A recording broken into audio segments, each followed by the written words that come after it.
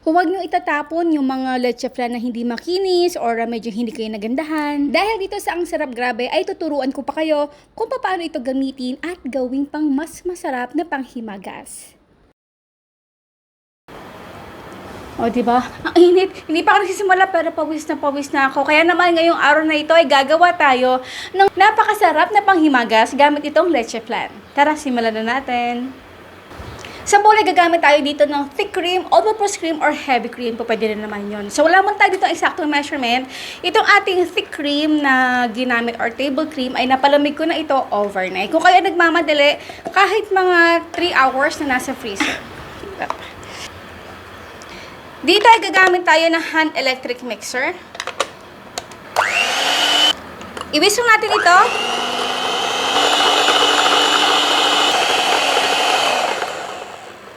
At kapag nag-cream na yung ating all-purpose cream or heavy cream, whipping cream, table cream, thick cream, ay ilagay na natin itong ating leche flan. Ito ay may sukat na 4 inches in diameter. Pati yung pinaka-syrup nito.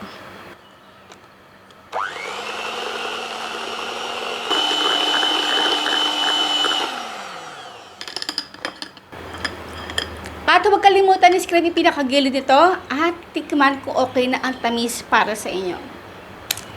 Ayan. So, wala pang tamis. Kaya naman, i-upgrade natin itong ating ice cream. Langka, gagamit tayo dito ng 1 cup. Chinap-chop ko na yun na maliliit. Ayan. At i-mix lang natin. Diba guys, napakadali. Yung tamis pa ay kontrolado natin. Hindi siya yung may mga sensitive na sa tamis. Ito talaga ay kung ano yung level ng gusto nyo sweetness ay makokontrol natin. Tabang pa. Lalagay na ako dito sa tulong na condensed milk. Kunti lang, mga 3 tablespoon. 1, 2, 3. Again, haluin. Pawis na pawis. Tikman natin ulit. Sarap. Okay na to. Okay, ilagay na natin ito sa ating lianera.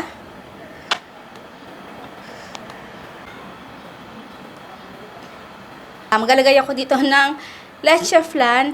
Guys, kailangan malinis ang inyong kamay ha. So, maglalagay lang ako ng pira-piraso dito sa pinakaibabaw.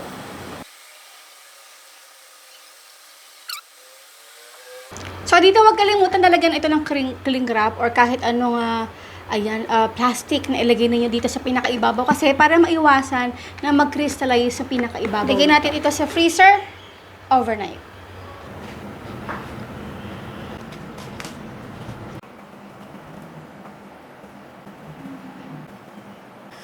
Oh.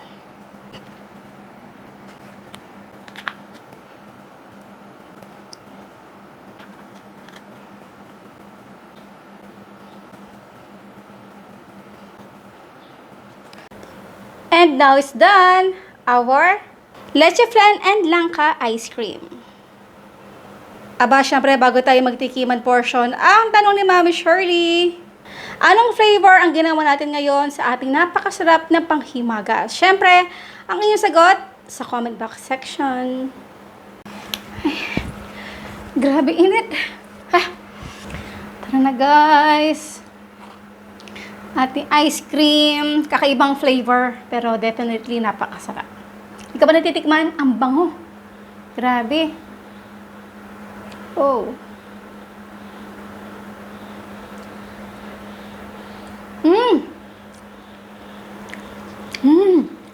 Ang creamy. Wow. Nako. Sa mga big brands dyan sa Philippines, nako, let me know kung baka mag-flavor kayo ng ganitong klaseng ice cream. Ako, marami kayong mabebenta. Tagyan naman ako.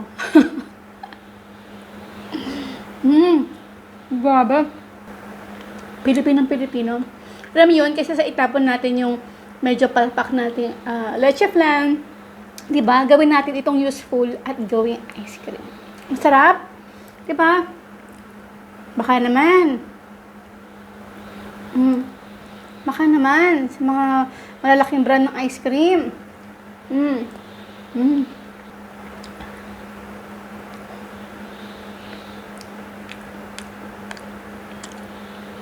Creamy.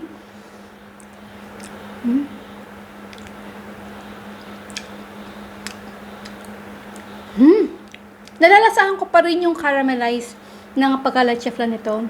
Nandito yung lasa. Lahat na, pati yung walang kanga.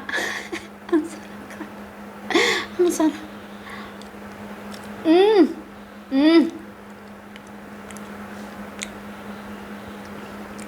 Kakaiba.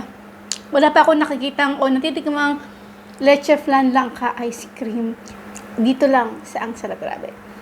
So, yan po guys. Maraming po salamat sa inyo lahat ng ating outro. Keep safe, be healthy, and be happy. Bye. Sarap. Promise.